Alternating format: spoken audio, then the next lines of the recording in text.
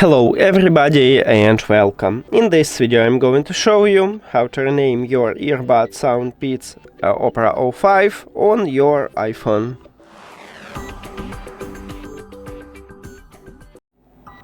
You have to start by open settings and then go to the Bluetooth. Right here, click the information icon near to your earbuds at the device list. And right here at the top we have a line with call name and we need to tap on it.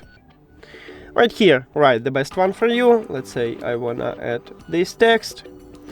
Also you can remove some text if you don't need it. The most important that after you finish, click done right here at the bottom, at the right bottom, to save this new name. And now if I go back, we just change it.